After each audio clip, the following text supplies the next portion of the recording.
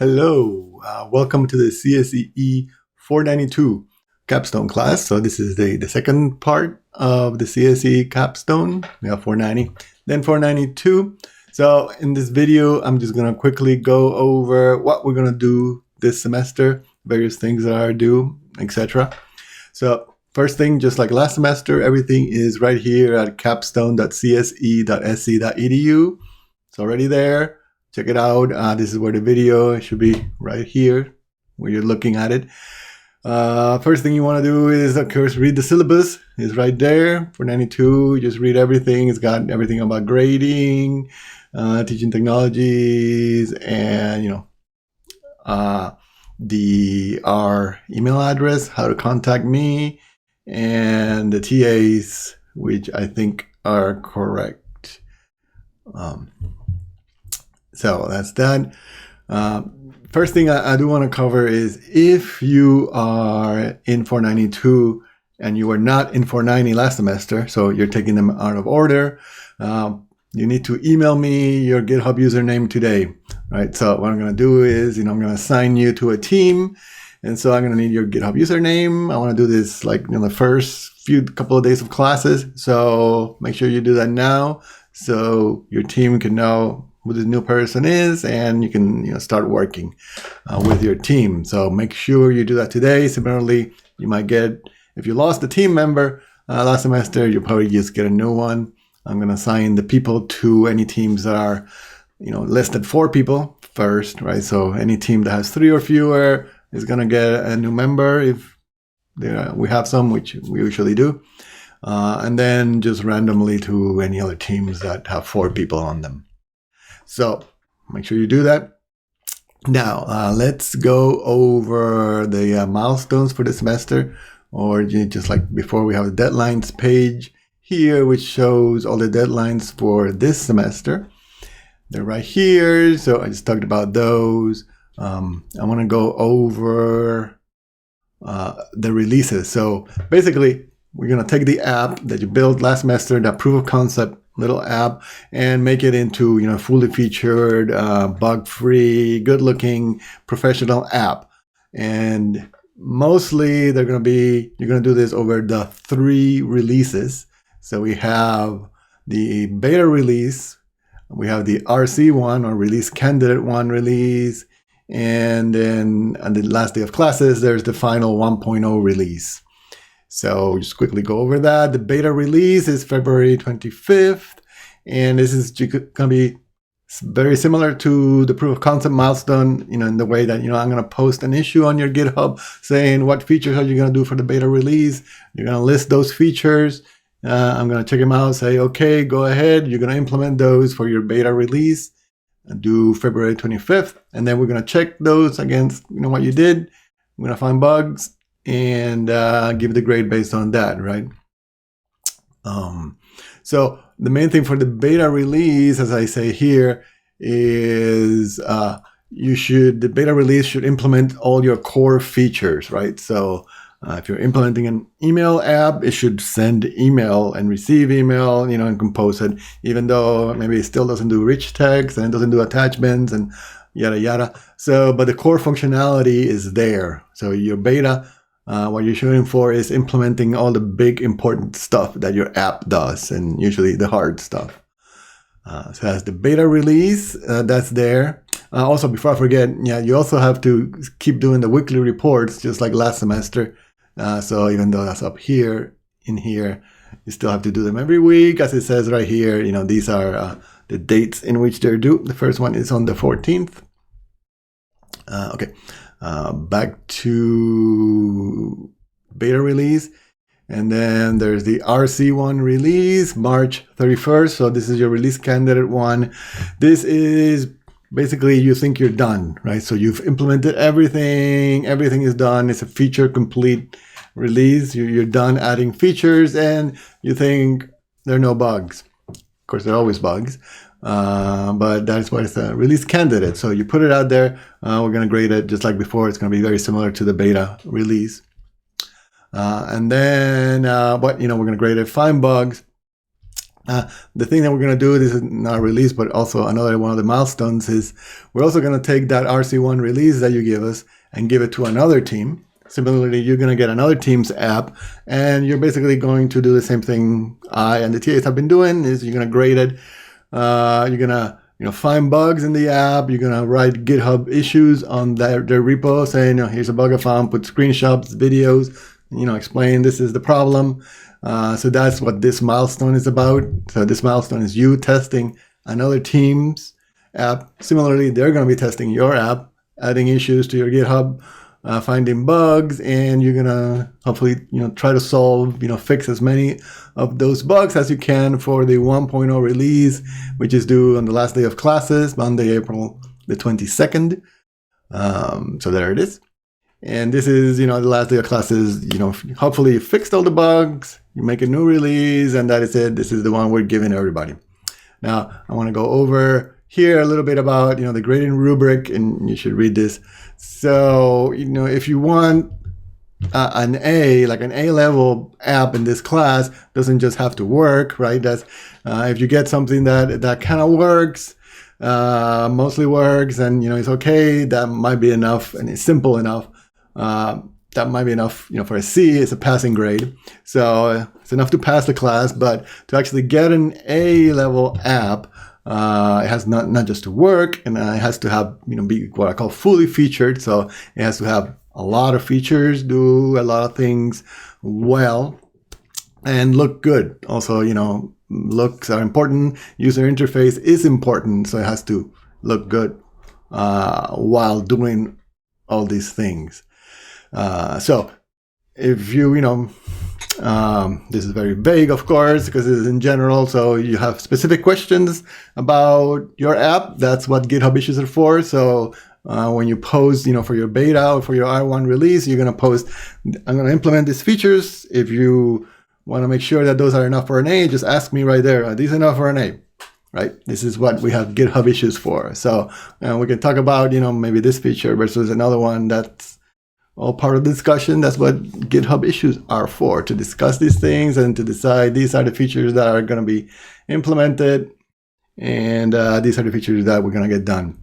If on the other hand, let me go back here, RC1, nope, that's not the one I want, the 1.0 release. Prioritizing issues. So if on the other hand, you're falling behind, you're like, well, we're not going to get it done. We're not going to get all the things that we want done. How should you prioritize it?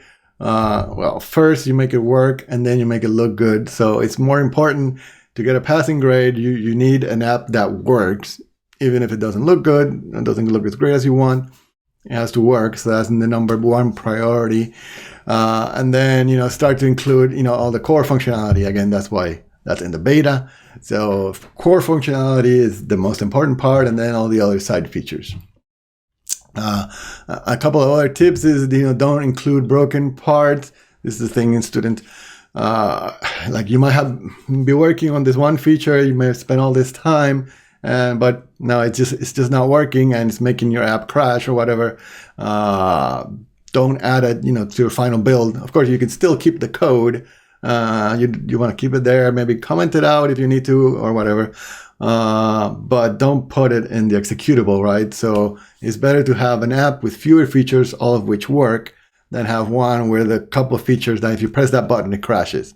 Just, from a user perspective, you understand that, right? If you have an app and I press that button, it crashes, that's very, very annoying. So include the features that work only in your final build. But still, you keep the code there so we can, you see it. And then ensure usability. This is a good point. We're going to do this part of the QIA milestone. You're going to give it to other teams, and they're going to find things that maybe are not bugs, but seem like bug to them. And you should really take a step back and, acknowledge the customer is always right. What happens is, if I've been using the app, my app that I built this way, I get used to it. I don't see things the way the actual customers, users see it. And so I'm like, oh no, it's their problem. They're doing it wrong. No, it's not their problem. It's your problem that they're doing it wrong. You understand? You have to make it, if you want a good app, you have to make it so that it's impossible for people to use it wrong, right? That's called building a good user interface.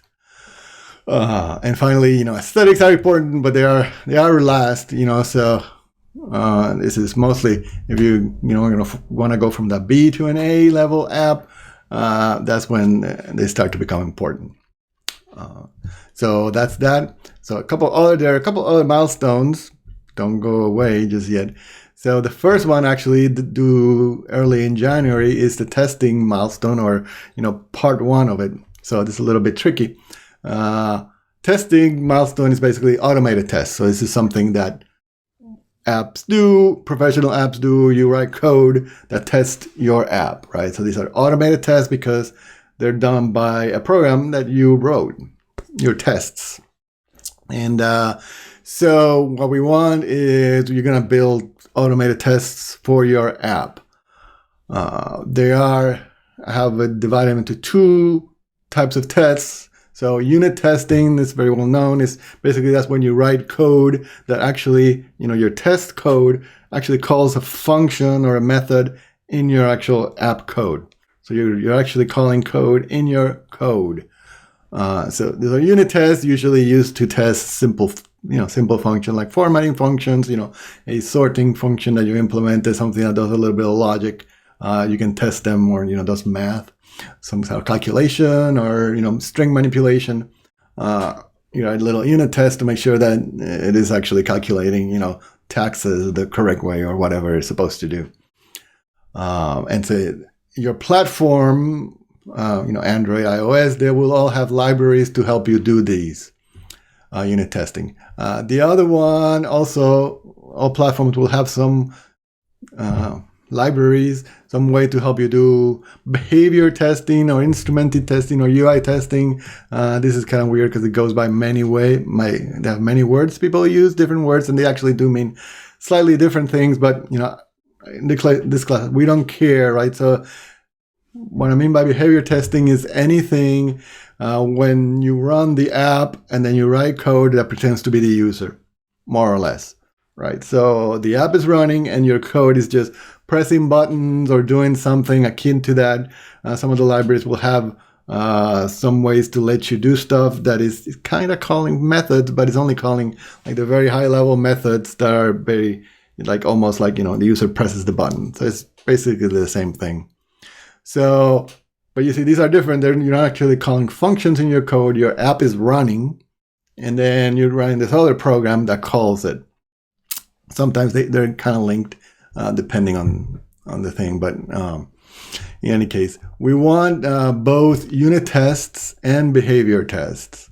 So the 2 deadlines are such. In the first deadline, what you're going to do is, starting now, just go to your framework, Android, iOS, Swift, whatever, and you see this whole section in the manual on testing, and they're going to provide some testing libraries and ways to do testing.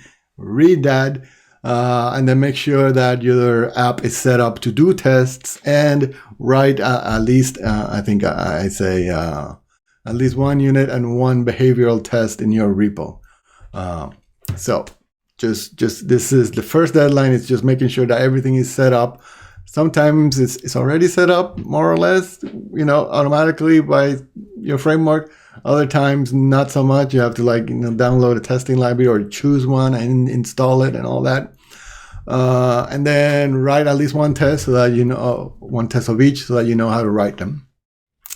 And then as you go through the semester, then you should be writing tests, right? So you can write 1 just for now. For January 28th, and then at the last day of classes with the 1.0 release, by then you should have, a bunch more tests. So there here multiple unit tests and behavioral tests. You don't have to do like a full test, like a real app will have, thousands of tests and covering everything. I'm definitely not looking for that, but we are looking for, like a dozen or so good tests just to show that you can do complicated tests. But you don't have to test everything automatically, like not for this class. So that's that. That's the testing milestone. That's due, in those 2 steps. Then we have testing, the beta release, the RC1, quality assurance. I talked about that. That's when you test the other team. And then also at the end of the semester, you have to build a little website. There's a website milestone. So just use GitHub Pages to build a little website to sell your app, or put that. It says, if you build a web app, you can just use your web app as that. Then there's the 1.0 release, just like the previous ones, the same one, the beta and the RC1, just the next one. And finally, there's the demo video. So you're going to make a video. This is just like you did last semester for the proof of concept, except this one's going to be maybe a bit longer. And also know that this one has an individual grading. So everybody in the team has to say something, they have to talk. In the video, make sure you introduce yourselves, like say your name, so I know, who's who. So everybody's going to get an individual grade. Other than that, just read over this. It's pretty standard. You want to make a good video showing your app and what it can do, etc. So that is everything that you're going to be doing for this class. Remember also there's the discussion up here. This doesn't have permission. This account doesn't have permissions, but if you are logged into your GitHub account and part of the class, you should be able to click up here and see the class discussion. And there's nothing there right now, but I might make some posts there. So remember, you go home here, you click on deadlines, you have all the deadlines for this semester. And also at the end of the semester note, you have to turn in your, there's going to be the peer review form, just like last semester, but also this is a department thing. There's the senior survey form that you will be asked to fill out. Thank you.